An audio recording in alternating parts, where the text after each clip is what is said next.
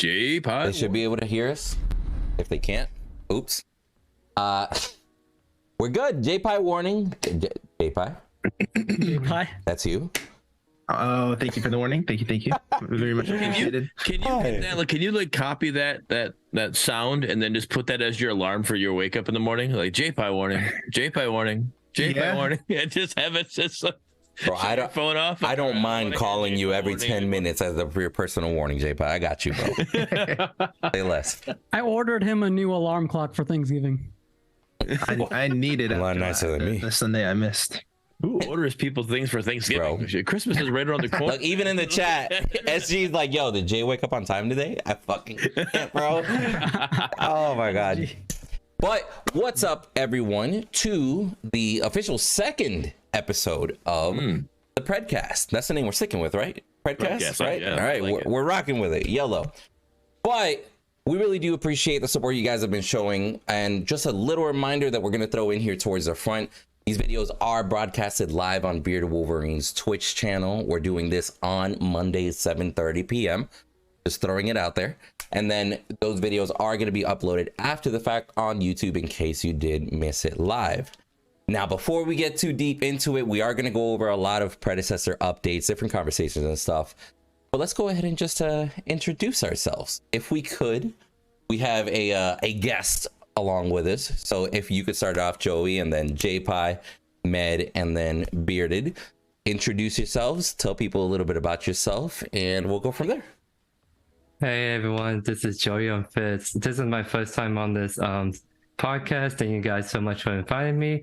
But essentially, I just started my own channel a couple of months ago, and I'm planning to do just a lot of commentary videos and a lot of gameplay videos. Essentially, it's the main focus of my channel.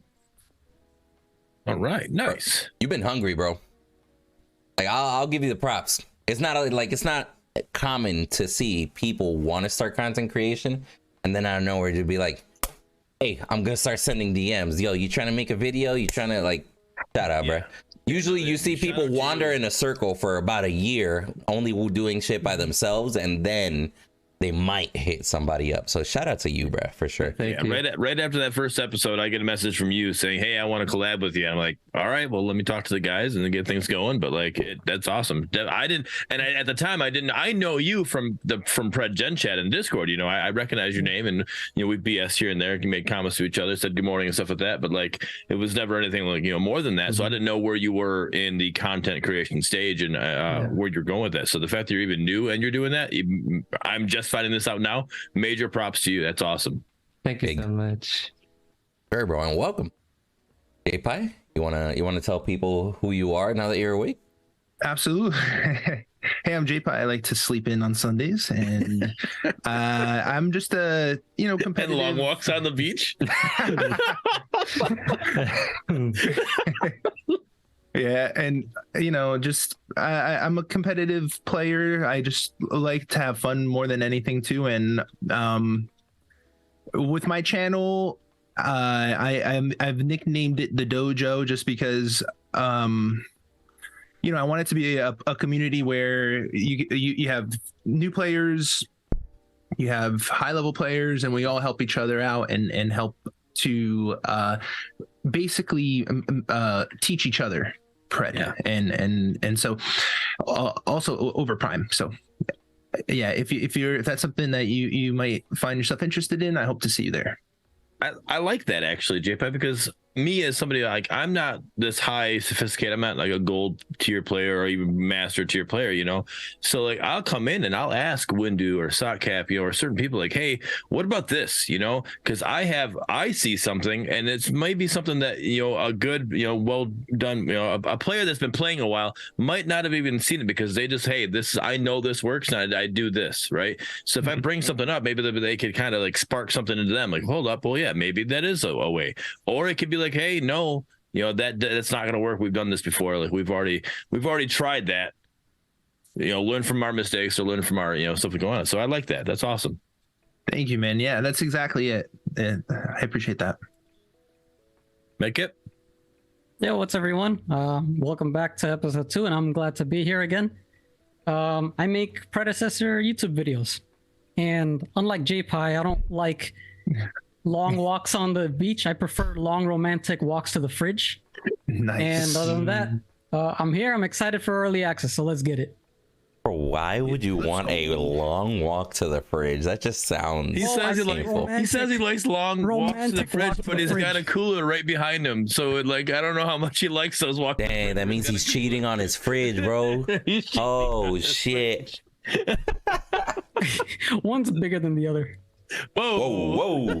All right, Bearded. All right, what's going on, everybody? I'm the Beard Wolverine, your Michigan Wonder, and excited to bring these shows to you. I can't wait to see how far we go with these. This is going to be awesome. So stick around, and you're going to have a good time.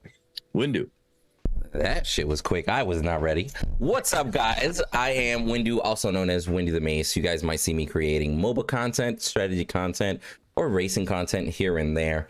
But the entire purpose of this specific episode that we're doing is mainly to talk about Predecessor. Now, very important that we mention off the bat, we might compare Predecessor to other games in the genre, other, projects that are being worked on. I feel like that's going to happen. We're going to try and keep it as focused as to Predecessor as we can. But let's actually, I want to get into this specific subject with you guys. And this actually caused a bit of debate in a chat that I was in with Bearded. What did you guys think about Predecessor's early access trailer? Not the one where Ace was talking, or the one where it was just gameplay and it gave us a date. What'd y'all think about that? Can we talk about the build up to it? What build up? Specifically in the Discord. That was Okay. a legendary moment. I'm not Alright. Oh, yeah. That was really cool, actually. It That was for really cool, hours yeah. straight. If you know what I'm talking about, the people that are watching right now, you know what I'm talking about. So for those of you that don't know, summon trailer. Yeah. So for those of you that don't know, basically in the Discord, the community kind of was like, hey, where the freak is this trailer, bro? Like, I don't know what the hell's going on. Like, we're literally waiting. So you saw one person post it and then copy paste. Then you had literally just a wall of people constantly spamming summon trailer. There you go, Minimum. Challenge. It was a challenge by the community manager, by the new community. Kira, I think her name is. She challenged us if we can get 500,000, 5,000 or five. Yeah, a big amount of numbers. Yeah, 5,000 probably is what it makes more sense. 5,000 more of that exact statement. You can see it because in Discord you can see how many times this has been said, right? And that exact statement, how many times, if you could say it 5,000 times, they were going to drop the trailer. So it was on us as a community to sit there and copy and paste that and keep on posting that, in chat, and everybody would just kept going with it. So that was actually really cool by them. I didn't know that. Yeah, the little community engagement for the community manager. That was awesome. Oh yeah. Yep. And that was going on for what, 2 hours, I think. See, Maybe more than that. I found out. Excuse me. I found out about it because Ace took a screenshot of what was going on in the Discord and then shared it. And the only thing that he wrote in there was a little picture of a magic wand. And I was like, shit about to go down? Like, what the fuck is happening right now? I'm at work and I see, and I got notifications turned on for Ace. Like, whatever this man tweets, I'm watching that shit on the spot. And I was like a hawk. Yeah, like, what the fuck is happening right now? Like, what's going on? And then I go into the Discord and just constantly. And I was like, okay, so they're probably going to drop a trailer soon. Now, learning that it was orchestrated by the community managers and by the team, that's kind of cool. That's not bad. Yeah. Yep. It was nice. A lot of Dragon Ball Z references. Now, in this trailer, And that or no? go ahead, explain it for everybody. Explain it for everybody. Okay, Arceus Ace is Goku, right? The Spirit Bomb is all the chants that's gathering. And Majin Buu is the fucking player base. They're not ready for it. It was forming, getting bigger and bigger, and then he threw it at us. That was the analogy, basically. I like the analogy. I don't know if I'm with you, but I love Dragon Ball Z. I love Dragon Ball Z. I don't know if I'm with you, though, because I will say it was a Discord unique thing. And if it wasn't for the fact that, Ace retweeted it, if you're not following Ace and if you're just following the main account, you would have never found out that shit was happening, right? So very selective few, cool thing to do by all means. But it was hey, if you're actively in Discord, you know. If you don't pay attention to Discord, you found out today, you know? So, right. But I'll be honest, man. I've heard That's when you just got a guy like me to hit him up and say, hey, man, this is happening. Yes. I literally get DMs. It's like, yo, check this Discord. I was like, fuck, now I got to find it in the list of 100 Discords that I have. I actually got a notification. You're in too many Discords. You need to upgrade your Nitro. I'm like, holy shit. But I've gotten a lot of mixed results about this trailer. I've heard things like, oh, it was amazing, or it did its job. And I've heard other things like it's corny. It was whack. It looked like a trailer from 1996 trying to release a game. I want to hear from you guys. Each of you have a say. Let's start with our guest, Senor Young Fitz. Yeah, so I kind of agree that I like the trailer, but I also think it wasn't like the top-notch trailer we were expecting, right? Because a lot of it is back when Epic Games did their own trailer, like in the early access announcement and even the open beta trailer. There was that kind of magic or that quality that was there that made you really excited, right? And this trailer was good and getting the news out, showing up some stuff, but it didn't really have that really high-end magic, if that makes sense. So I'm hoping that when they do a full release trailer, they definitely take it up a notch, because right now it's kind of just there at the moment. And so that's just kind of my thoughts on that for now. So I have a saying, never get your hopes up, but don't give up hope, right? So I'm not saying, you know, to not have hopes for that, but you referenced Paragon and Epic Games, right? Epic Games is a AAA company, so they have a lot more time and experience in that situation. They can make those trailers, right? Even though it was back in 2016 or whenever that was when they came out with Paragon, right? When they dropped that trailer, that's been a while. And so yeah, it does look a little older. This one does look dated. I get that.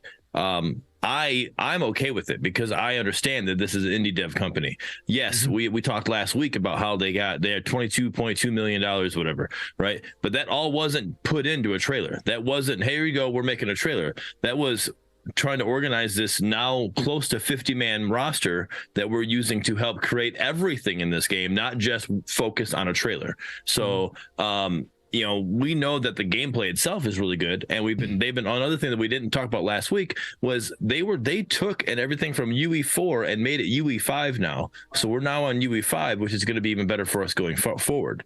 So I don't know. I really enjoyed the trailer. I thought the trailer was nice. I talked about it on For the Minions yesterday, that I liked it because it to me, it did something that Fault did with the movie One Up, right? I know everybody hates the movie One Up, whatever, but Fault in the movie One Up, they brought the characters to life. You know, when you have Countess running and she's like actually looking at Murdock as they're like chasing for the core, you know, the characters came to life in that movie, right? They don't come to life like that in the game. It's literally you just controlling, and you know it's a character you're controlling. In this trailer, in my opinion, the way it felt is they brought it to life. It really felt like Gadget was looking up and she saw like, oh shit, there's a rock about to be dropped on my head, you know, Gideon rock happening. And then later in the trailer, you had Narbash thunks Murdock drops to a knee, and then Richter pulls in Sparrow, and Sparrow dies, and Narbash is like, oh fuck, I gotta go, and he like turns around and, you know, hightails it out. And then he gets sniped by Murdock, which I thought was also a cool transition, because when his stun animation is on it, he goes to a knee, right? Well, that's also his ult. So he just like, oh, I'm already stunned. Let me just pull up my ult real quick. Bam, long dong, all the way, you know, down Narbash. Like, got it. Like, I enjoyed the trailer. I thought it was really good. It did the narrator, not the narrator, narrator. What do you want to call that? The announcer. The announcer guy, like, really cool sounded. Actually, gave me fuck, I can't Chills? think of it right now. No, the movie Transformers. It gave me fucking Optimus? The Optimus, you know, that voice gave me an Optimus feel to it. It's I was like, oh deep, man, it's Optimus Prime. I'm like, okay. I enjoyed it. And it explained to you audibly, not just reading it, like in the Paragon the Overprime's early access trailer, you literally had to read what a MOBA was. This is audibly telling you what to do in the MOBA and how you're doing it and what's going on. So it was explaining to somebody who doesn't know what this is what they're going to be doing in this game. So I like that. And then it gave us the date. The date's the biggest thing we wanted. So to me, it did everything that I wanted with it. Now, can it be better? Yes, there's definitely room for improvement. Yeah, you definitely hit the nail on that, because given, like, if you think about the context, it kind of makes sense about where the quality of the trailer was. I don't think I was expecting like a super top-notch trailer, because as Ace explained in the later video, that their main priority was gameplay first. So when you have that context, it definitely makes sense. It's just that was just my initial like feedback to that, and I think they can make it really really good trailer, kick-ass trailer kind of thing. So I'm definitely looking forward to the next big trailer they make. For sure. J-Pie? I really liked the trailer. I felt like they did some really interesting things with the camera and the scene, and I don't think many MOBAs have an elaborate theatrical trailer, especially during their early access release. So I kind of agree that it definitely wasn't their main priority with these things, but I think with what they've put into it, it's great. I like it quite a bit. You're in the action. It's exciting. The shots are dynamic, and you get to see the characters shown off a little bit. I thought it wasn't the most groundbreaking trailer, but I think it was solid all around. Medkit? I'm one of the few that actually really, really liked it. I was going in thinking, okay, the release date's about to drop at some point, and then we get that bombshell at the end where Crunch is revealed. And there's one thing I can talk about the trailer, and I don't think anyone else noticed this because I kind of watched it a dozen times like I do with anything else. So the announcer, everything he says is somewhat similar to what Paragon did for their free-to-play release trailer. In that trailer, the announcer basically talked about like, it's time to like start a fight. In this trailer, the announcer, like from word to word, all the way to the end, is talking about what will happen if a fight starts. Will you win or will you lose? Okay. And yeah, I like the trailer. I thought the camera was nice. The announcer was cool. I liked how smooth. Like the first thing we saw was like the two bases.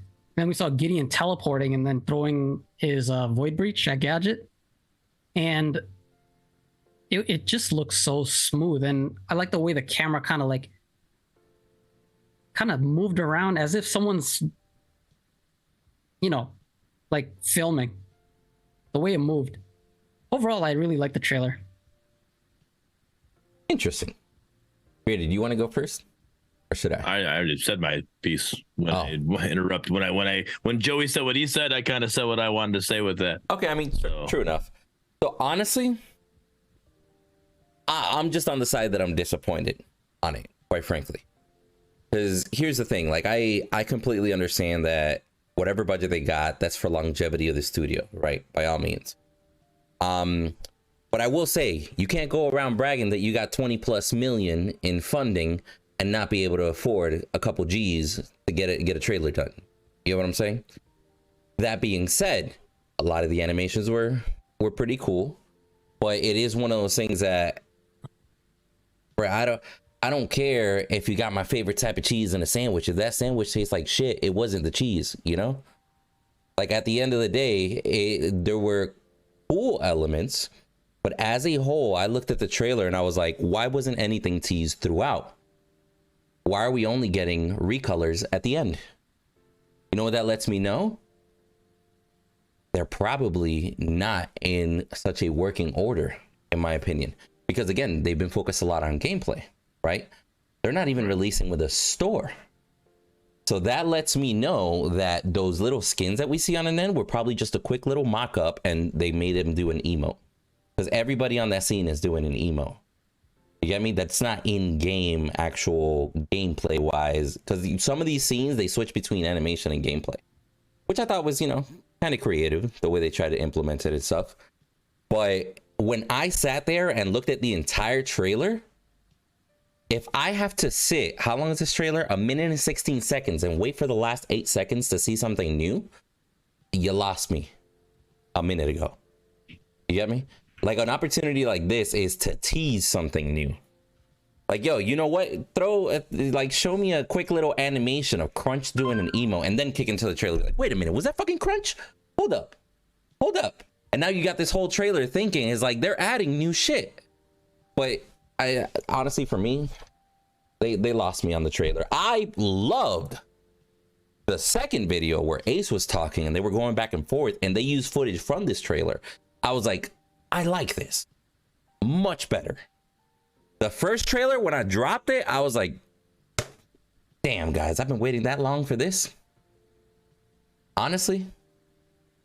And I wouldn't have even known about it if it wasn't for the fact that I saw one of the founders, the CEO, post about it on Twitter. On his personal account, nothing as far as Predecessor was concerned. You get what I'm saying? So it was lackluster to me, and even the execution, as much fun as y'all had, from somebody that was on the outside looking and not in the Discord, I was like, okay. Like, it was lackluster, the build up, and then with the results that were there were lackluster to me. But with that being said, I think the masterpiece that they actually did was that second trailer, when they had Ace talking. And they actually went over quite a little bit about all the shit that's coming forward, early access in general, painting a picture for the early access. So am I the only one that noticed, just dissecting that whole video? And I'll even put it up here on the screen for everybody to kind of see it in the corner. Am I the only one that noticed that in that video, they start off by pointing out that Predecessor started work back in 2018? I mean, I noticed it, yeah. Like, Said that didn't they point out that there was just 4 people that was doing it, remember? Well, they mentioned back in the day, basically, that Smokey and I believe his wife were just working on the game and streaming it to the community, how they started like that back in the day, right? And then it's one of those things that a lot of people forget, and a lot of people almost choose to ignore at times how long Predecessor has been worked on. Like, even to the point where we are right now, it's been 4 years, guys. A little more than 4 years that Predecessor has been worked on. And I'm sorry to be, and I'm very realistic. I hold them to a very high standard. It's been 4 years. We're getting early access without a store. It's been 4 years. We don't have cool custom skins. We saw a couple recolors in there. And you get me? Like, I'm also, like, I vouch, and I'm going to be here for Predecessor, and I'm going to support him 100% of the way. But you can't sit here and tell me it's been 4 years. You got a $20 million budget. Let's not talk about those skins, though. All right, I'll let y'all speak. Sorry. Go ahead. No. Go ahead. Well, I mean, okay. I'll go after. No, you can go. You can go first this time. Rock, paper, scissors. I don't know how that would work. Scissors. You can go, JPEG. Yeah. Well, you know, with the early access, I mean, there's not. I feel like that there's not a rush with the store. You know, it's they're selling the packs, which they're going to make some money off of, and they're probably, they have some other things in the pipeline, like getting Huntress ready, and the store, you know, yeah, I mean, it's going to be a part of it, but it's kind of like putting the cart before the horse. They need to make sure that, you know, everything's in order, and that bugs are kept to a minimum, and the core gameplay loop is solid and everything is working as it should. The animations are right, and so I like the fact that the store is not there, just because it's not, when you're playing the game, that all those kinds of things don't directly impact functionality. The store is, you buy cosmetics there and other stuff. I don't know, emotes, wards, whatever it may be. But like, I like that approach that they're taking care of the functionality first, and then afterwards they can add it on, because it's kind of like, once they have the foundation set in place, then they can build on top of it. They could take it as high as they want with a solid foundation. They could build a house, they could build a skyscraper, but that foundation has to be thorough, and I think that's precisely what they're trying to accomplish. You think they'll? Oh, go ahead, it's my bad. I was gonna say, yeah, I agree with you, J-Pie, and it really, like I said in this video, it looks like they really want to make sure the foundational game loop is there before they can focus on the other smaller things. They're not necessarily smaller things, but they're not the main focus. The main focus is to make sure the game is running really smoothly. Then they can add in all the other stuff, right? And I mean, while some of us may want like the game to progress more than back 4 years, we gotta remember that how many of those years were actually with how big of the studio there is. I think the first year or two was like less than 10 people, and then it's only when they got the first, I think, $2 million from Epic Games is when they really start to expand the studio. And then I think like Sundown, for example, he's like a senior Epic Game designer developer, and he joined like 4 months ago, something like that. So they're getting a lot of good developers on the team, but all that's happening really rapidly fast. So now your team of 4 you started back 4 years ago, now all of a sudden you have close to 50 people. Like the whole entire team dynamic is different. So I think they're still trying to figure out what everyone's doing, and so the main focus was the gameplay. That's the one thing they just hold on, and then once they get better like team dynamics going, I think that's when they're gonna help speed up along with all the other progress. Now, I'm like in between both of you, right? I understand, or the J-Pie and Young Fitz one side, Gwen to the other side. I'm in between the two of you guys, because like I understand both your points and get that. But like I found a good foundation is definitely what they need. That's where I'm on your guys' side with that.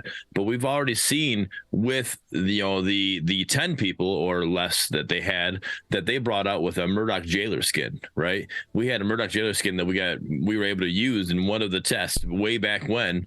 And that thing hasn't been brought out of the closet. Like, it's still like they hung it up and like we're not using it again. Like, what happened with that? Why aren't we getting that? And from my understanding, there was bugs that involved with it, right? Well, now that we're sitting at almost 50 plus people, why has that skin not been fixed and ready to go? And why is that not part of this bundle? Like, that should be like, hey, if you know type, like you get this bundle, you've been here for a while because this is that skin type thing. Like, that's something that definitely should have taken, they should have capitalized on in that regards, because like I get a good foundation, but like you can do things on the side while the foundation's being poured, right? You can have skins being made. The foundation of the game's not being taken care of by the 3D artist. That's stuff that's they can be working on skins while other things are working on with the gameplay loop. And also with that, when you bring in new skins to the game, as we all know with Fault, you bring in a skin, next thing you know, this other hero's alt doesn't work because they're using that skin. Next thing you know, you're being disconnected from the game. So you need to go through those bumps and bruises of that situation, and early access is the best time to do that. So hopefully the good foundation is going to stop that from happening so often. If that's the route they're going, I don't know. I'm not a developer by any means, but that's stuff that to my knowledge, as a gamer, that's what happens when new things get added to games. Like, you're just going to have some issues that got to get figured out. I will say, it is very important to also notice in the video, they said that ever since moving to Unreal Engine 5, players should see a noticeable difference in the game feel and performance, right? keyword on noticeable. So it'll be enough of a difference impact wise. So we're at least to assume that the good gameplay we thought we had before is going to feel even better now, at least slightly. Yeah. Right. Depending on your rig, I guess, and all that. So I do agree with what Bearded said. Like at the end of the day, it really is one of those things like, hey, the foundation matters, but it's not like you had a bad foundation. This game has been praised for a while as to how good it feels and how smooth it plays. Right? Right. If they made it even smoother, awesome. But and to your point, right? Just to kind of counter argue for a second. To your point, they haven't had all that money for the full 4 years, by all means. But let's just say even they've had all that money for a year. A year ago, Predecessor was fucking amazing. You could have asked thousands of people. They would have said Predecessor's in the lead by how it feels. I don't think there's anybody that would have argued that a year ago, right? And it felt good then. My question would be, was it so necessary to focus like 100% of everything on making it feel even better? Or could they have done like, hey, we're already in the lead as to how it feels. Let's slowly improve the feel while we also work on content. You get what I'm saying? Like divvying resources and such. What do you guys, I want to hear from you guys on that one. Do you guys think it was that necessary to consistently keep perfecting the gameplay? I think the strategy they're going for is to fully invest in the core gameplay. That's like the fundamentals basically. And then once they have that foundation, they're going to build on top of that eventually, right? I think skins would need a store, obviously, and the store is not in this one. I think paying for skins would have made sense if, say, early access was free. But can you imagine if early access is paid, but then you also have to pay for skins, which you don't have to, it's optional. But to me, it would make more sense if early access was free and then there would be stores and skins, but that's not the case, right? Right now, we have early access. They're focusing on core gameplay and the core gameplay loop. And in my opinion, no other Parazombie game, at least, I don't know about Fault, but Predecessor has, at least according to like the stats from the stress test, they have what, an average time of like 25 minutes or something like that. I don't think any other, does any other Parazombie game have that? Because I know for a fact that Paragon just ripped their game apart trying to reach that 30-minute mark. They were absurd with hour-plus matches back in Legacy. Granted, I enjoyed some of them because some of them were just back to the wall. It's all or nothing fights. Like sometimes they were fun, but not everyone has like the energy for like an hour and a half long matches, right? But I think it's a good idea that they're focusing on the core gameplay first, because to be honest, the main important thing is the game fun? There's a lot of things, and I've said this before, that people won't care about if the game isn't fun. People won't buy skins if the game isn't fun. They won't care about lore if the game isn't fun. They won't even come back if the game isn't fun. Fair. No, that's a very good point, for sure. But the game's got to be fun, but you also got to have things that are going to help you, because it literally, when you're playing this game, it's almost like a rinse and repeat, right? So there's got to be little things for you to do that's going to change your next match up a little bit, right? Or your next, like, hey, why am I going to play the next match, right?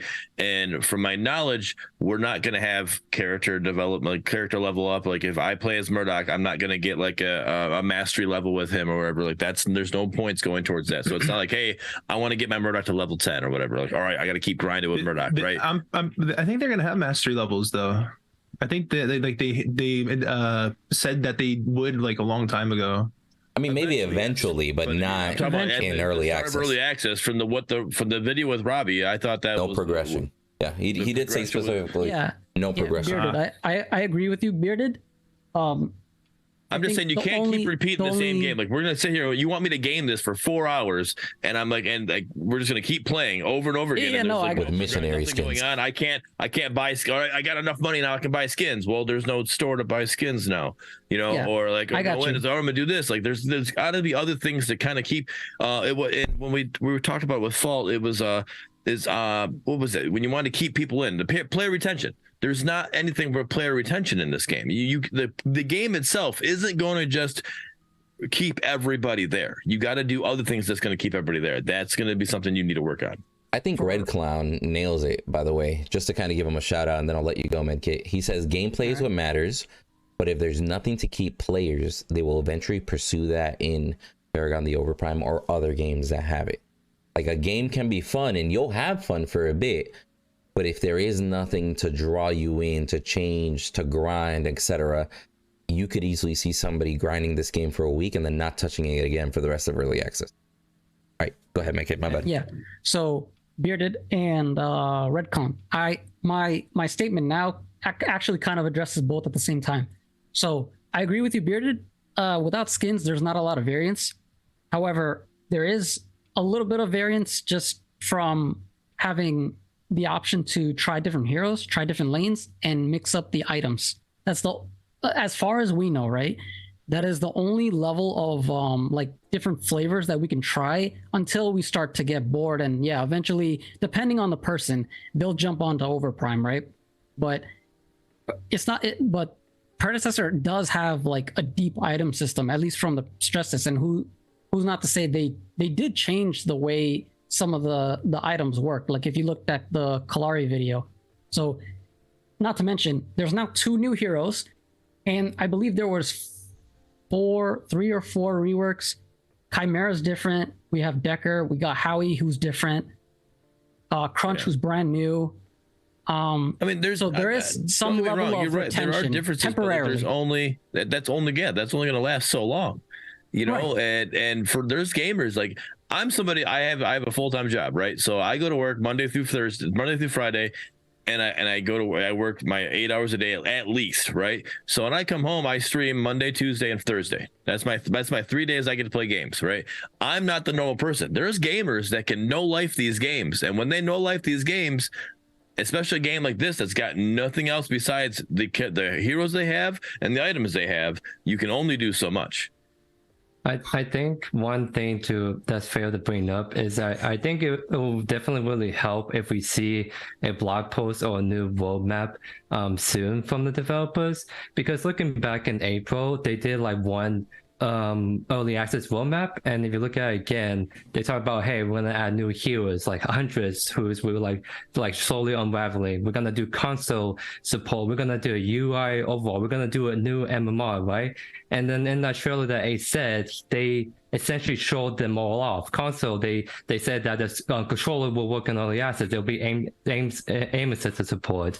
They tease a little bit more about Huntress. They show off Crunch, and they show off the new UI overhaul back in the cloud video. So going back to the roadmap in the April stress test, they definitely hit almost all the marks. So they're definitely staying true to the word. So I think definitely it'll be really helpful if we can get some kind of updated roadmap, because it's going to really come down to the first 2 or 3 months of early access, so we can see the direction the game is heading. If it's 2 or 3 months of like very little updates, then that's something that's going to really stagnate the player base, right? If we can get some roadmap and say, hey, in about a month or 2, expect a store event for the store to be in the game, or hey, in the 2 or 3 months expect wake mode, like I don't know, like so. Right. I think they did say in that video as well that we're going to get a hero. The goal is to get a hero a month, right after EA. So EA for the next 5 months we're supposed to be getting a hero. Oh, good point.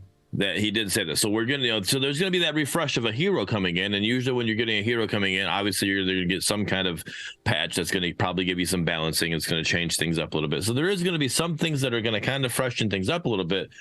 But this like, I'm gonna say a word that everybody hates, but like, you know, Fortnite has proven that the store is huge. You know, that is those microtransactions are huge in these games. You know, and it's not just that game. You have Overwatch, that you got your battle pass. Like, you got all these games. You got Call of Duty that's got their battle pass. Like, you got to have these things, that you got to have a store to have all these things that's gonna just help people, because those battle passes, that's what people grind battle passes. That's what's gonna help. You know, I prefer a season pass because, like I said, I have a job. I can't come in here. I can't grind, you know, guarantee and get 100 levels in a battle pass. So give me a season pass so I guarantee get all my stuff because I paid money for it. But let's go with that. But anyways, that's, you know, that's my little soapbox. But you know, I just, like, you need stuff like this to kind of keep people in there and entertained and keep them grinding. Like, you want them to play your game, not somebody else's. Even, let's say Paragon the Overprime doesn't even exist. It's literally only Predecessor that exists, right? Just because this is the only one exists doesn't mean people are stay here and play. People will leave this and go play Call of Duty. People will leave this and go play Overwatch. People will leave this and go play Fortnite. They if they have nothing to play for, they will not stay here. They need something to keep them going. Yeah, and that's totally fair what you're saying. That's kind of what I mean, that I hope that within those first few months, they figure out a way to keep people drawn in. Like they mentioned, there's no mastery or count progression. Like, I hope that's something they figure out sooner than later, and at the end during early access, and not wait until full release. So that's definitely fair what you're saying, Build It. True, and you bring up a great point. It's one of those things that nobody has said that the store won't come a week after, you know, early access, or maybe the store is there but you can't buy anything. You get what I'm saying? Like, I highly doubt that if they're gonna release 5 heroes, 1 hero a month, that it's only gonna be those 5 heroes. I hope they release some other stuff. You get what I'm saying? Yeah. Like, I'm assuming they're gonna throw. Yeah, they gotta throw something into the mix besides just that. Items in the store? Well, no, in those patches with bringing people in. Like, they're just adding items to the game or something is what he's saying. That one hero a month, if they're going to bring a patch that brings a hero in, within that patch, hopefully we're going to get some items with them as well or something, you know, like kind of grow there as that way as well. So I think it was Joey that brought it up, the Huntress. Let's talk about Huntress a little bit. What are you guys' thoughts on Huntress? Now we got to see the a little visual animation of her, whatever you want to call it, effects, so how she works a little bit. You got to see her kit a little bit, not full kit, I don't think it was, but we know her role now, at least. So yeah, originally I thought she was gonna be either an ADC because she has like a crossbow and a pistol, right? Mm-hmm. Or an assassin because she's this vampire slayer. What do they call it? She's out to hunt vampires or something. She's out to hunt countess. Hunting countess, yeah, she's hunting countess. I also the third contender for a role I thought was like maybe a caster, but then I thought, like, wait a minute, if she has direct lore to Countess, hypothetically speaking, and Countess is already a assassin caster, then I'm gonna put my bet on ADC, and I'm glad I was I guess right, guys. Woo! All right. Jacka brings it up, and I've also Mangoose has told us about it, that it's almost like a direct 1-to-1 Vala from HOTS, Heroes of the Storm. If we look at the kit and how the kit works, ultimate and everything. So can you give a brief like overview for those who do not know? I'm not the right person to do that. So maybe if Jacka can give us a little overview, I can read what Jacka says in comments, because I'm not one. I played like maybe 5 games of HOTS before. We did talk about it on For the Minions on Mangoose's YouTube channel. So if you guys go ahead and check his stuff out. He's got his great content. He puts For the Minions up on Sundays live. But basically, I mean, if you saw in the video, like Countess spins around and she's shooting, right? That's Huntress? Really, Huntress. Sorry. Huntress spins around and she's shooting. Very similar to also Reaper in Overwatch. Does his little spinny shoot stuff, right? Yep. Vala does the same thing. I'm putting a little bit of gameplay of Vala on the screen just so people can see what that character is like in the other game as we chat. Yep. from my understanding, she's also got a little like sprint, like a little jump forward. She's Dash. also got like a piercing. Dash. There we go. She got like a piercing shot. These are all things that from my understanding. But and if you look at her, she's like this. She's got a cloak. Everything. It literally looks like a 1-to-1. If you put a mirror up against Vala and made her look more like a predecessor character, this is what she would turn into. Like a third person rendition, so to speak. Right. So my issues with this is I'm okay with, and I said this on For the Minions, I'm okay with grabbing certain things from certain heroes, right? Let's Frankenstein a hero. Like inspiration, right? Because there's League of Legends, there's Dota, there's Smite, there's HOTS, there's Paragon, there's all these different MOBAs. There's only so much you can do. Like a lot of this stuff was already thought of. Like it's hard for you to think of something brand new that's never been heard of before.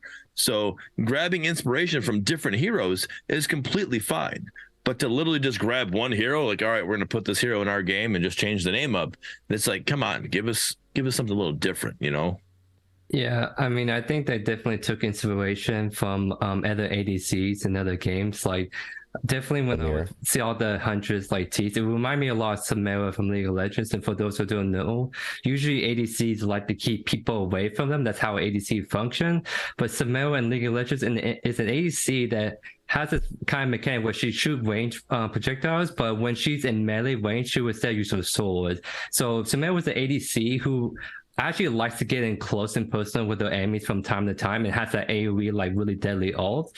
And it seems like that's what they're trying to do with Huntress, because with the 3 ADCs we saw enable Stressor, Stronger, Spare, and Murdock, I would say those 3 ADCs are the kind that like to keep people off them, right? They have tools to sort of keep them off them, besides Spare, because Spare is kind of sitting good because that's how she is. But besides for the fact, from that clip we saw that she kind of dashed forward, so I assume she has some kind of like dash ability, right? And then she did the AoE ult, and that kind of what the impression it gave me is that this is an ADC who really wants to get in close and personal, right? And I think that's something that's cool to add in, because it'll definitely change up the ADCs, because the 3 ADCs kind of play similarly, just differently, and then Huntress seemed to be that one ADC that plays a little bit differently, right? But we don't really know the full extent of Kit. From what I can tell, we only saw 2 of her abilities. We don't know the other 2 from that small clip we saw. So I think we definitely need to see her full Kit before we can really make that full judgment on her, right? Oh, I mean, 100%. This is only the speculation that we're able to get from the video that we saw. So, but they obviously put that out there for us to talk about as a community. So here we are talking about it. Yeah. Another issue I have with her is the fact that she is hunting Countess, right? For those of you that don't know, I'm a Terra fan. That was Terra's job. Terra's job is hunting Countess, right? So if her job is hunting Countess, why do we have another character that's hunting Countess? Like, I mean, she's got beef with everybody. Yeah, Countess. But I say, have you seen a Countess? Revenant in Overprime defending Sevarog. And I said for the Minions, I'm okay with this if they're able to get the lores to intertwine somehow or whatever. But like, because again, I did say Countess, she is a vampire. She could definitely piss a lot of people off. I get that, but she'll fight you. She'll fight everybody. I think in the Paragon lore, they mentioned that she literally go and just massacre entire villages. Like, a lot of people hate her, right? So it makes sense there's more than one people out to get her, right? And I think it'd be kind of cool where we see like eventually like someone like Terra and Huntress teaming up, and it'll be some kind of cool lore video, right? So there's definitely some setup going on with the lore. It's just a little tease from that. I will say though. My bad. You were gonna say, Big Pie? No, I mean, I like Bearded's point there that lore wise, it's very similar to Terra. When I first saw Huntress, I thought the same exact thing, and it makes sense, I guess, as well. What Joey said with her slaughtering entire villages, that'll make people angry. With Huntress now, ability and kit wise, I'm curious to see. I don't want to say too much until I actually play it. But how do you guys feel about the skin fidelity? Because since that's Predecessor's first original skin, how does it match up with the rest of the assets? That's a fair point. You can't really tell too much detail, and besides that, all we've seen is a drawing, right? Correct me if I'm wrong. So what we can do is if you slow it down, we talked about this for the minions. I know I keep referencing that, but I just want to make sure that I'm not just stealing content, whatever. But if you slow it down, what Megu said, you slow it down to really slow, you can see that her dash, she turns into a raven. Yeah. Oh. So so there are some things that they do have put into that, so you can kind of see the, you know, with the fidelity that you're talking about. It is kind of there. It's just hard to see with the quick videos that they have of it. I will say, by the way, also, I am one of the, I guess, few that doesn't give a damn if she looks like a hero from somebody else, from somewhere else, right? Because like even like a direct ripoff from Heroes of the Storm, never played it. I get the Samira reference. I played Samira. So it's totally cool to see a hero like that in the Paragon world, right? Because at the end of the day, that, like, we had interesting carries, Ian being a great example, right? It's very cool to see interesting mechanics, but we never necessarily had a full dive mechanic like that in this environment. And yeah, they might have used abilities, inspiration, the overall art design from another MOBA, so to speak. Fuck it. Like, you get me? Like, I don't really care, because there are going to be other skins along with this one eventually, right? And who knows, there might be a skin where she doesn't look like a Van Helsing chick running around. Like, I'm one that I don't really care about lore and, hey, does it connect with this and that? I'm like, hey man, I love playing carry. Does that carry give me something new that the other carries in the game don't? Bet. The same thing I did on Paragon the Overprime, where I'm like, hey, that Xena chick, she's got some Master Yi in her. I can see it. Okay, I can dig it. Let's kind of mess around with this character. I'm gonna be the same way here. I'm a little bit less against them hard copying at that point, right? Even if it were a direct hard copy, make it a better version.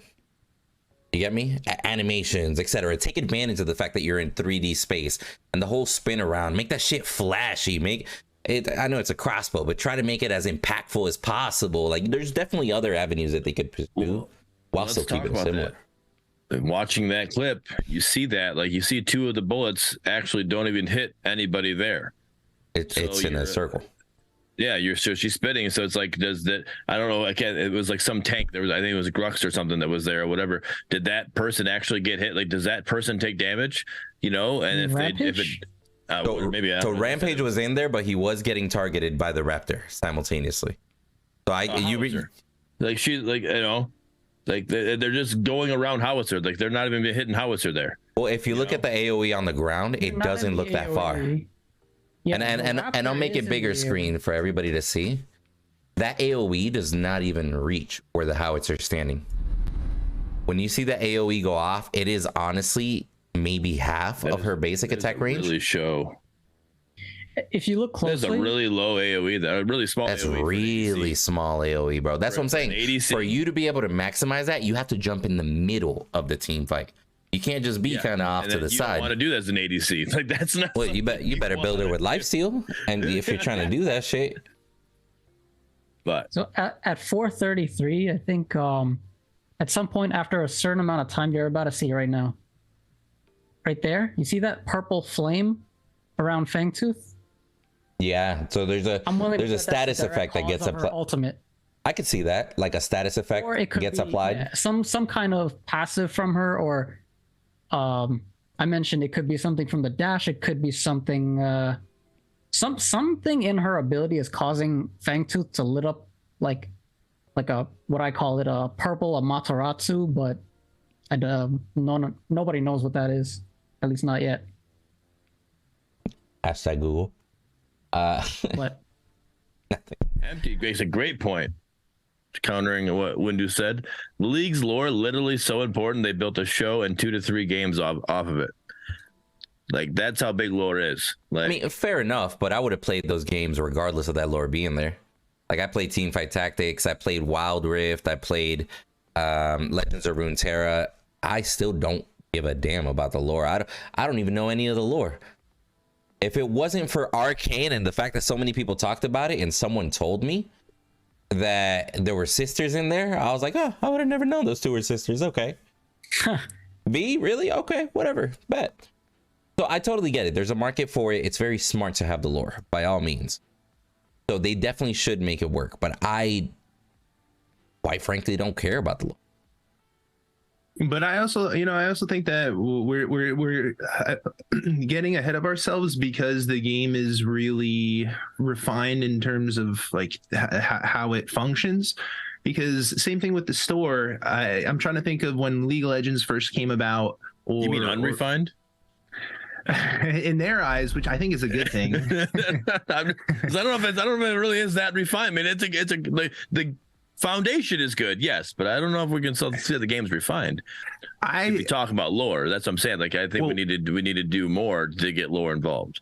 Yeah, the lore, but that comes after the fact because think back to when League of Legends first came out. The lore wasn't that deep, and also with the store when the first came out, what was like the big selling point? It was the heroes, and it kind of you can kind of think that there's a pseudo store with the packs. I mean, you're just buying heroes, right? I didn't look closely with what else the packs have, but ultimately, I'll put it on the screen so we can talk about it and kind of dive deeper as you go into it. Go ahead. Yeah, because that's the thing. It takes time to develop the basis of skins and everything. Also take time to develop, and it will come in time. Just because it's not there right at early access, I don't think it's like a big issue. Yeah, we'll get our chance to spend those coins that aren't in-game currencies at the time, but in due time we'll be able to spend them. Like you see, Legendary gives us 10,000. Epic gives us, what is that? I can't see from here. But Epic gives 4,000. Rare gives 600. Yeah, and we have no idea what the value for that is, right? Because there's no store, there's no skins, but at least not yet. And that's the main takeaway is not yet. What are you guys' thoughts about getting coins in the bundle when there's no store? This was a big one for the minions. It's like an investment, I think. You get to hold on to it, and then once it comes out, everyone that didn't get those 10,000 coins are going to be jealous because of that epic skin that they're going to drop. I don't know what it will be, but I don't know. Just my opinion. Yeah, by the way, it does show in there directly beneath the coins. It says 600 coins is about $6 worth. 4,000 coins are about $35 worth.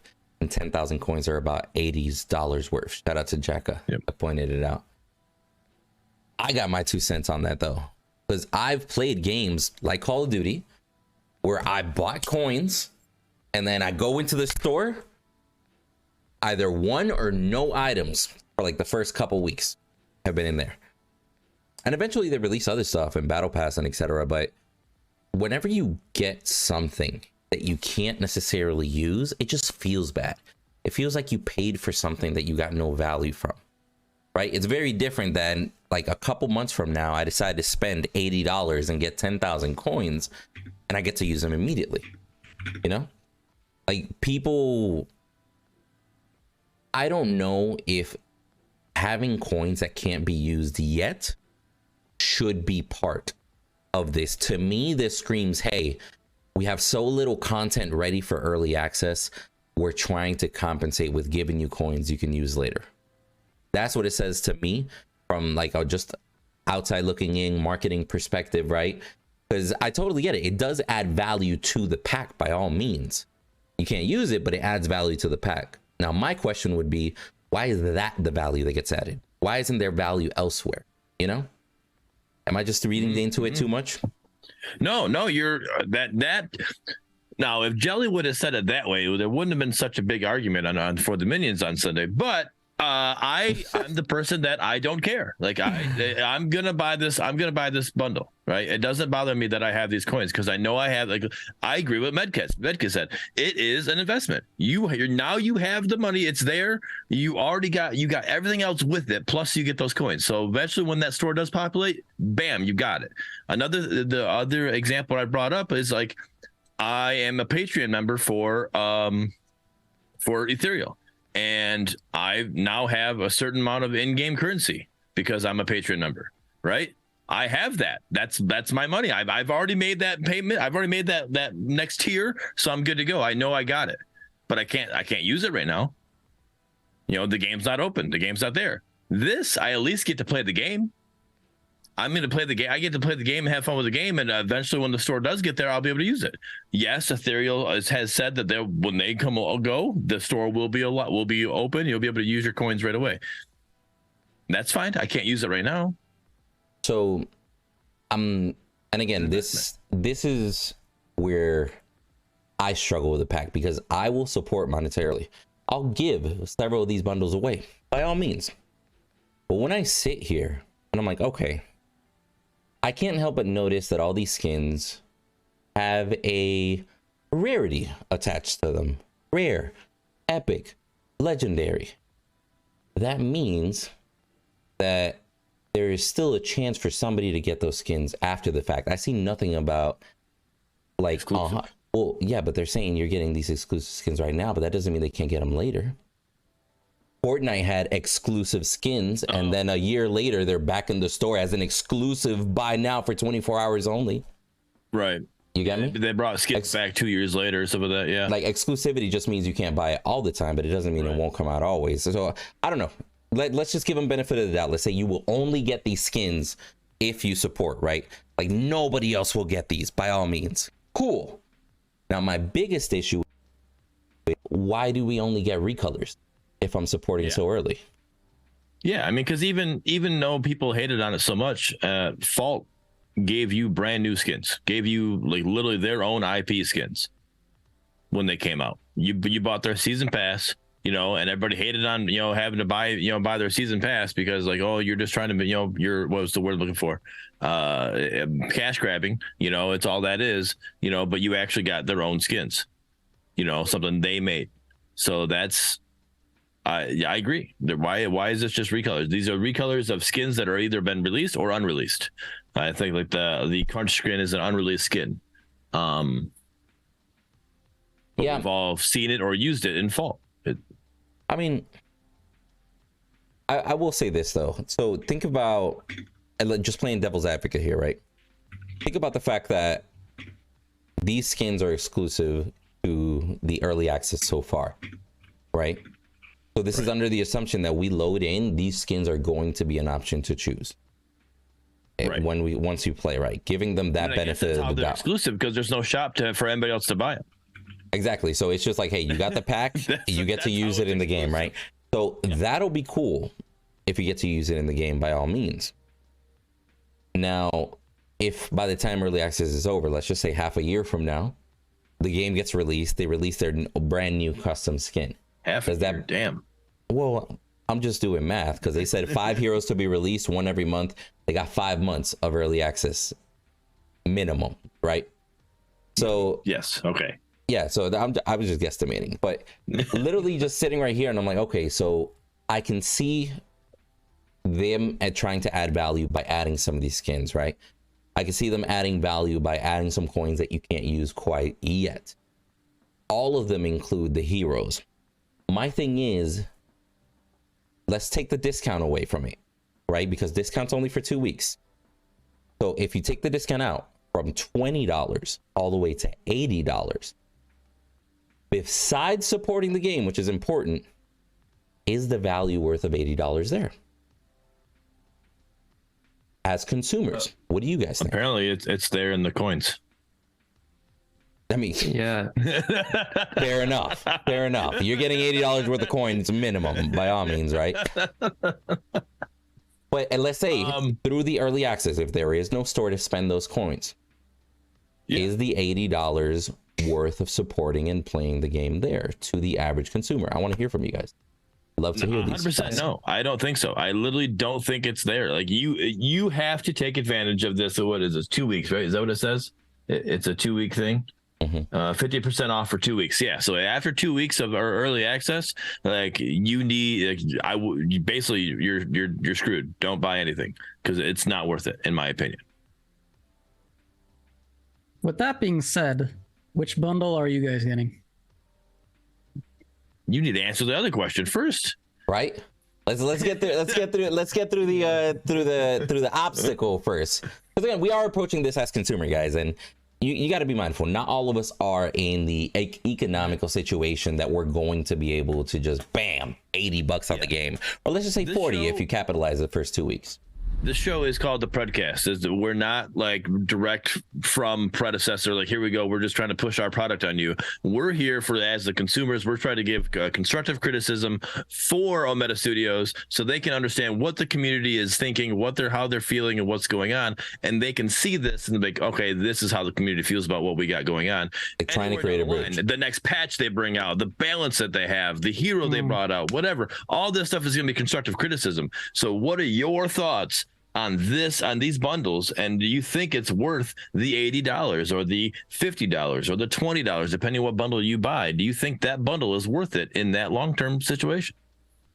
What I can say is, though, I think it just really depends on the player, right?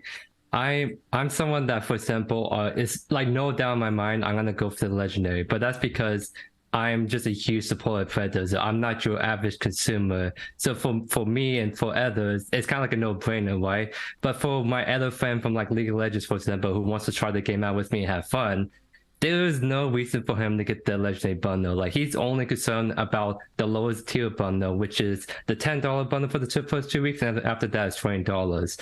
So I think the legendary bundle for sure is just not worth it for people who just want to try the game out, right? But for the really hardcore fans or people who really want to support the developers as much as they can, I think that's kind of like the purpose of the legendary bundle. So that's kind of like my thoughts on that regard.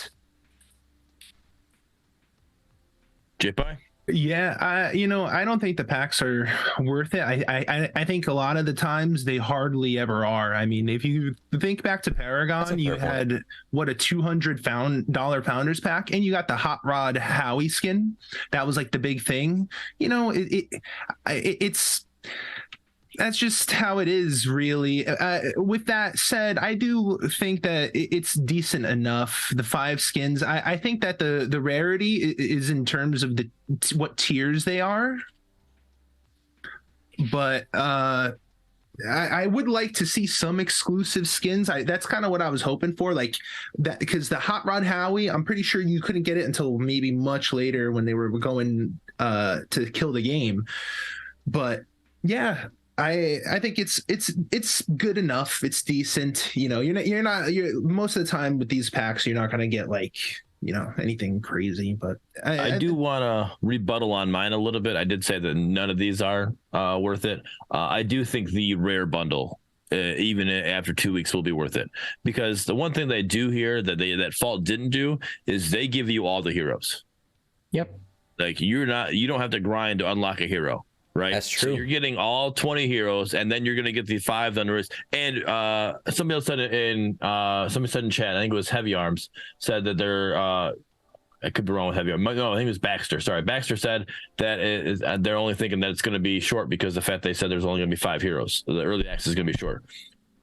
But in the video, it was Robbie said something about like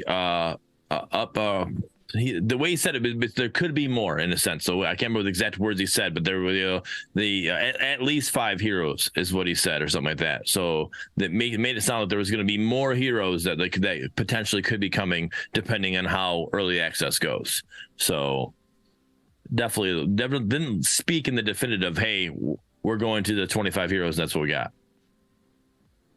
Yeah, I mean, if you sit here and think about it, like, yeah, even $20 for the rare, that's $1 per hero. Add in the extra 5, less than $1 per hero, right? And your 600 coins. Yeah, I'm really curious as to why. Yeah, but I'm really curious as to why for $80 worth after the 2 weeks, why don't they just include like the next 10 heroes or the next 15 heroes when they do get released? They don't have to commit to a timeline. I think that tells me that they only have 5 planned. They only have 5 ready right now? You think so? Yeah, or I don't know if they have it already, but like planned. I would say that they're like not ready, but like they're like right there. They're knocking on the door type situation. Like, we got a couple more things to do here and there. Huddy brings up a great question, and it's actually written on the side of their post here. Bundles are the only way to join Predecessor during early access. After early access, all the heroes can be earned for free by simply playing the game. And early access, not the early access, the full release itself will also be free to play. But that's perfectly fine, right? Like I almost expected something like that, right? I really still want them, if they can, even before the early access, to add more value to the legendary bundle. Like even if it were Hero Rise, because I agree with JPie, the beginning of the interest for a game like this is mainly going to be the heroes. A skin will be cool, but a new hero will draw more people in, right? So I would like to see like the rare bundle, you get 20 heroes plus the next 5. Dope. The epic bundle, 20 heroes plus the next 10. Something, right? It doesn't matter how long it takes you to actually implement those heroes. Just add a little bit more value on that side as opposed to a recolor skin, in my opinion. And then the legendary, if somebody's spending $80, bro, at that point, just tell them, it's like, yo, you get every hero for the next year or something, you know, or for the next 2 years. Like you don't have to give them in forever like Paragon did. Like for I think it was $100, you got every hero ever automatically. Just limit that shit to like 2 years or a year or something. Like, but I think increasing that part will actually give more inherent value than the skins or even coins. That again, you're getting $80 worth of coins, but what does that really mean? Am I gonna have a $20 skin and then automatically blow a fourth of that? You get what I'm saying? Like it really depends. Like it's hard to attach value to those coins when I don't know what they're going to charge for skins until you see it. Yeah, no, it's a tough one for sure. And I mean, it's going to be a tough one no matter what. Even with even if they did have a store, you're not going to be able to see that store until until you buy the. Until who knows when. Yeah, and so it is a tough one. I get it. At this point, it just kind of goes to be, and I think I will say the art on this page looks dope. I wonder if you can upgrade if you buy. If I go in and be like, all right, hey, I'm just gonna jump in. Maybe I don't like the game. I'm gonna buy the rare bundle. I'm just gonna spend my $10 right now, right? I'm gonna jump in, spend my $10. Jump in and I play. I'm like, dude, this game is dope. I'm gonna keep playing. Can I upgrade? Can I go in and can I pay the extra and get my legendary bundle because I want all that shit now? Cloud Atlas is saying that you can. Clorox brings up a good point. Typically through Steam will automatically take that into account, right? Okay. So I don't see why you wouldn't be able to. Yeah. So I mean, that I think if anything, that's what I would recommend to anybody here that's thinking about going, do the rare bundle at least. Spend the $10 and get into the game, see what you think. If you fall in love with it, upgrade to what you want so you get everything going on. That's what I would suggest. But after the 2 weeks, I would just jump in with the rare and grind your way to the rest is what I would say. So that's not a good sales pitch, but I don't work for Predecessor. So I'm here for the community. I'm here for you guys. So Joey, any more thoughts on these the bundles? On the bundles? No, I think you guys touch on all the good points for sure. All right. What did you want to see with the bundle when it comes to skin wise? Did you want to see a brand new skin, or did you want a certain skin that you remember back in Paragon days? Yeah, so I guess I was maybe slightly disappointed in some of the skins. I think the Crunch one looks cool. I think the Murdock looks sick, but I guess I don't think we've seen the best skins they do. Like kind of like we were saying, like the focus was gameplay first, and so I think they didn't get to spend as much time making these skins as they would like. So I will hope that these are not the calling Crunch the legendary skin. I hope that's not the peak of what kind of skins they can make. I'm really hoping they can make a lot cooler skins. So for like these kind of bundle shows, it's maybe for some it's a little disappointing, but I think I like some of the skins in there, so I'll take it. Now you're saying make, and I'm not trying to downplay it at all, but like these aren't made skins. These are all recolors. These are all skins that were already made by Epic. So these are all recolors, or in that situation. So like the only skin that we know that they made was forever ago, and that was that Jailer Murdock skin. So, and I have faith in this development team, but we just haven't seen anything from them. Yeah, like, I want to see that. I was hoping this was that good time for them to show, because like when Paragon the Overprime came out with their closed beta test, and we just saw that freaking that was that steel. It looks like he's a convict. He's got like the jumpsuit, the orange jumpsuit on. Those skins that fucking Paragon Overprime came out with, like holy fuck, those are some badass skins. So this was a good time for us to be like, okay, we're Predecessor. Here's our skins. Like, oh shit, look at these skins. And that there was no like. I think Paragon Overprime proved that even the base skin tweaked a little bit made a big impact, as opposed to just giving somebody the base skin, right? Yeah. And what you guys? Oh, sorry. Yeah, go ahead. And I'm saying, what you guys are saying, that's totally fair. I think for now, 100%, I think Overprime has some of the sicker skins, but I think that's also because they spent a lot more investment in time in those skins. So like Predecessor keeps saying that they're doing gameplay first, and that's really good. And I think they did a good job showing it off, and it does look really polished. And then when we go to Overprime, well, it seemed like they definitely care about the gameplay. They made a new map to try to better accommodate the match times and whatnot, but they also spent a lot of time on the skins, and those skins, they are really sick, and it definitely pays off. But when I played the Overprime playtest, I was disappointed because I felt like the gameplay have not improved at all from the second playtest. So I think what Overprime needs to really do for sure is really hammer in that polish for gameplay, because I think when they do start to do that, I think that's when Predecessor should get a little scared, because that's what Predecessor has right now. It's that gameplay polish. So it's a matter of Overprime can catch up in that regard. Yeah, I see that. Yeah, Overprime is still really janky in some ways. When I played Serath, I was flying into towers and flying into the world. I've had games where people fell through the world, and Predecessor does absolutely have a leg up on Overprime in that sense, but that doesn't mean that Overprime can't close that gap. Mm-hmm. And vice versa, it doesn't mean that Predecessor can't close the gap on the skin department too. So it's kind of a way to see who can progress faster than the other. So time will only tell where these two games will head off in the next few months. Overall. True. I think my biggest shock is just I'll say that's my fault. That my expectations were higher, similar to what Bearded said in the beginning, kind of hoping a little bit too much. And I think my expectations were higher on the skin department because I kept on seeing posts about how much money they raised. 2 million, 20 million, etc. And obviously I'm a business guy. I know that the majority of that is for longevity, servers, playing staff, etc. Right?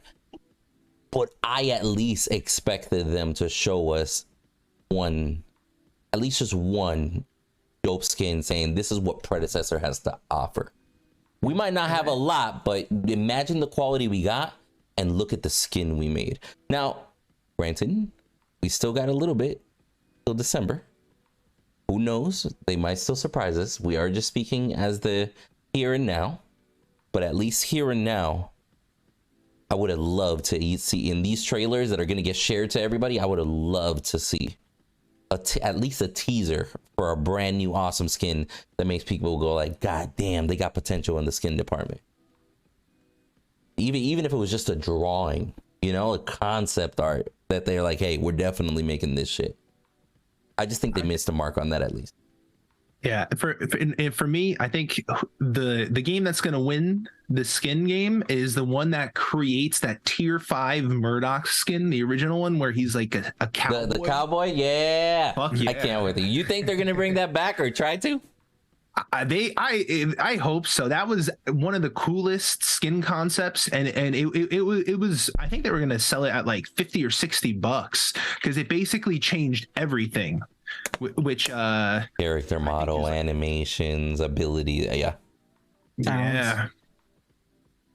So I hope so. I certainly hope that one studio makes it happen. So on a subject change, I'm kind of intrigued that they're actually gonna have a practice mode on here. I didn't hear anything about a tutorial or anything, which, you know, we'll see how that goes. Predecessor is still fairly easy to get into. They have an auto build system and stuff, right? So there's all that, but I'm actually very intrigued that they threw in a practice mode so people can try builds and stuff like that before even considering. Well, they probably consider a tutorial, but the fact that the practice mode did get introduced, that just means like, hey, they made it, they had it done, bet it's ready to be input into the game. Because at least where Predecessor's concerned, we know they're perfectionists. They don't like to throw shit into the game unless it's ready, right? So I'm assuming there's no shop.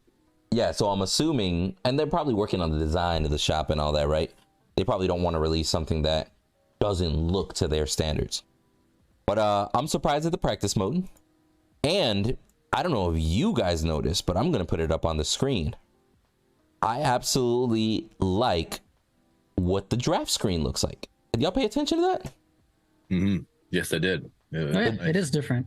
The draft screen, it's almost like they turned it up. The options and everything beforehand. But now... It gets you in the mood. Well, yeah, I can see that. But then look at these two different draft screens. One of them has water, like the water or whatever the hell that is in the background, flowing at a much faster rate. And then once the character's selected, that shit's going slow as hell. Huh. You see that? That's... I think that part of the video was sped up. You can kind of see on the top of the screen where it's counting down, like the file flowing. It was that's definitely sped up. No, that's a good call. You called it. Catch. So what we see on the second half then, bring Joey on. yeah, what we see on the second side then is the actual speed. Yeah, it's still badass though. I like the way it looks. You know, yep. Very immersive, up close. The character themselves look really smooth and crisp. Like it visuals for Predecessor have always been good to me, so I've always liked this. So like right there, go back to that and just let that Feng Mao just go and watch his staff and the chain. The chain's moving around, like like it's supposed to. I remember when Fault physics is there. When Fault rigged their Feng Mao, that chain was as stiff as could be. It's like everybody weld everything together. I just played it in slow motion for you. I got you. Oh, that's a good catch. Stuff like that. Like that's huge. Yeah, I mean, and then they have this the practice mode. They didn't just give us a gray box. I thought that was a very the practice mode almost looks like Paragon's little tutorial map that they made back in the day. Very few people remember it, but at a certain point they implemented hero announcements. Remember like Wukong and Drongo? I get what you're saying, like a more lush, sort of vibrant with the lights and everything. The sunset. It looks well made, bro. Like honestly, really good. Turn that shit into an ARAM map, please. Like at this point, right? That could, yeah. I mean, who knows? What if that is going to be the ARAM map? Very well could be. Very well could Jack be. is saying maybe a 3v3 mode? Maybe. Yeah. Like what is that? A Smite Joust? Is that what that's called? Mm-hmm. That would be good for that. I'd even like a 1v1 mode. You don't want to lose to me that bad? Come on. Don't go there, Peter. Don't go there. we don't poke the snake. Don't poke the snake.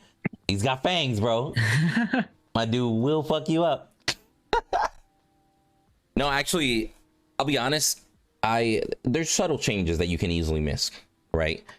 But there's quite a bit of things in these videos that they release that I really do like. And of course, me as the person that I am, I'm always thinking business-wise. I'm always thinking content-wise because I'm also a huge fan of skins, right? Like I'm the type that a skin wins the game. If my duo is fucking color matching against the enemy duo, oh yeah, we just won psychologically, bro. What the fuck are you talking about? We're both yellow. Let's fucking go. But that's just me, right? Like I have fun with my friends playing the game, and skins is a big part of the way that I enjoy the game. For me, that variation, if I play Kalari 5 times in a row, if I can use a different skin each time, I love it. But that's me. I understand that I might not be the majority, but I also know that there's other people out there that do feel that way. And I do know that the game needs to feel amazing by all means, and I want it to. I agree that they're in the lead in that department, and they should stay in the lead in that department. But I also want them to remember and keep in mind that 99% of the community that will go goo goo gaga over a fucking skin and that are probably never going to land a basic attack anyway, those are the ones that are going to fund your game. Just throwing out that realization. You get what I'm saying? Yep. Yeah. Yeah, I mean, I don't know. You probably just said it, but like you're gonna load up Smite and just buy their skins that you just like because it looks badass and not actually play with it. Meek said, "Pay to win, win to experience." Hey man, for me, give me a purple skin. That is winning. Get me in. But yeah, honestly, guys, we've already been here for a little bit. Is there anything specifically that you guys want to hit that we might not have hit so far? Medkit had something he wanted to bring up. Then he's like, "Nope, I'm gonna wait," and he's gonna surprise us with it. And he probably forgot. So I probably forgot. Yeah. Damn. Let me see. J-Pie, Yes. you had something you want to bring up. We're gonna kind of rewind all the way back to the beginning of that trailer. Off the beaten path. You said something about the camera. What do you think that might be?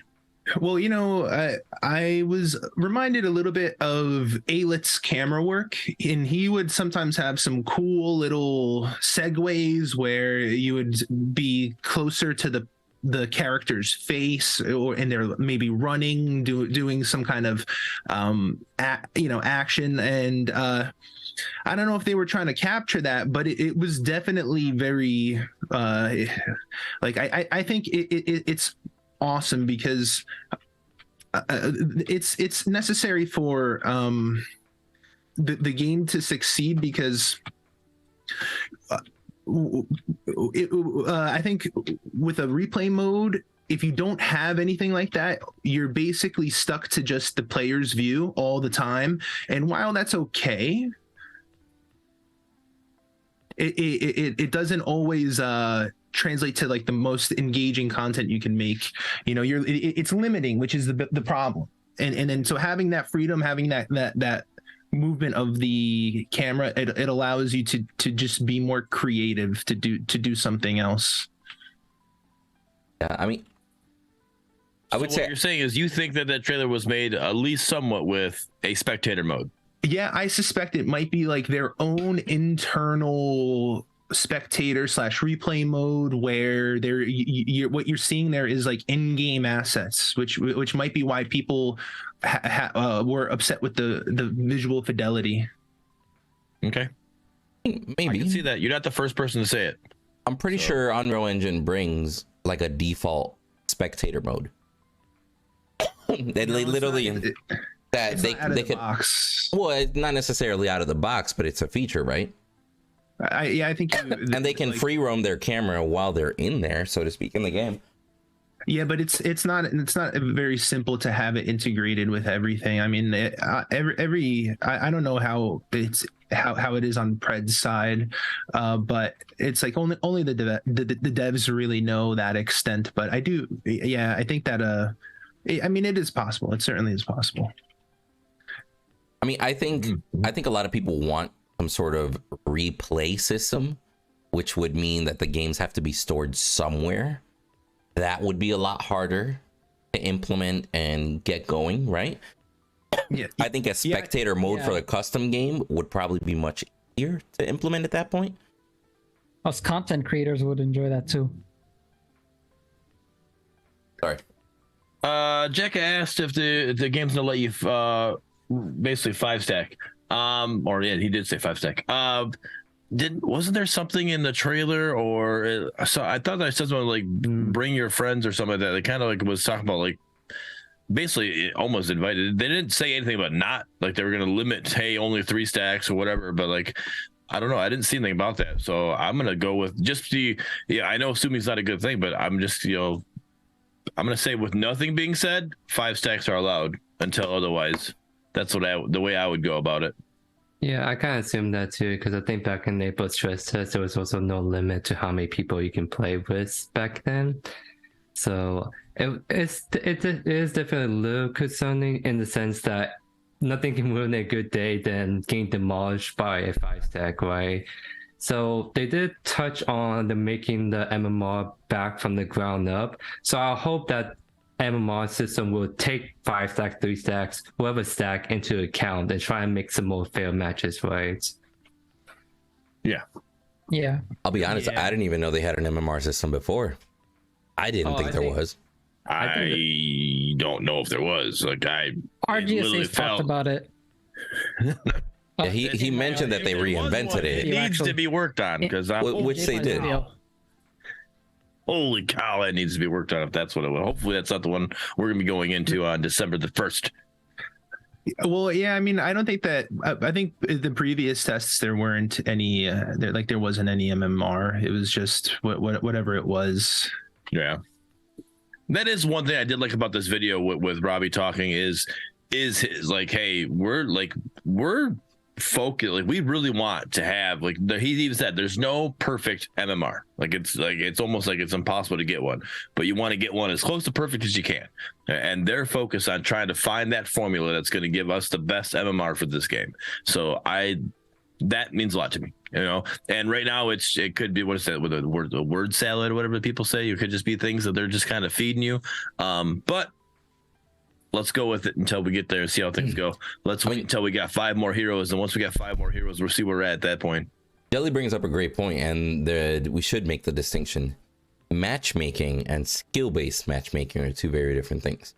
Matchmaking is more along the lines of, hey, people aren't going to disconnect, people aren't going to randomly get errors and get kicked out, or they're going to be able to rejoin the game again smoothly. You know what I'm saying? Like there's a lot of features that go in there as far as not necessarily have anything to do with skill. It's very possible that there might not be any skill-based matchmaking, but it might actually consider, hey, 5 stacks versus 1 versus solos and etc. You get me? It might consider those things into play. But also, I mean, just kind of be a devil's advocate there. Just because he didn't say skill-based matchmaking, he could have said matchmaking, that everything falls into that category, right? Skill-based, if they're working on matchmaking, that could be skill-based, could be part of that as well. So definitely more involved.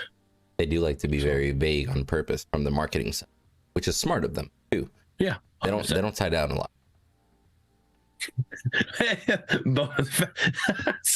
How do the matchmaking calculate games though with a calculator? Bubba, thanks for stopping by. I appreciate the first time chat. But yeah, honestly, I thank you guys, everybody, for being here. As far as everybody that joined us live, if you are watching this after the fact on YouTube, you guys are awesome. Do me a favor, everybody that's actually made it this far, type GG in whatever chat that you see, please, just to kind of show some love. I want to go ahead and say thank you for everybody that joined us here today. We'll do a quick little outro.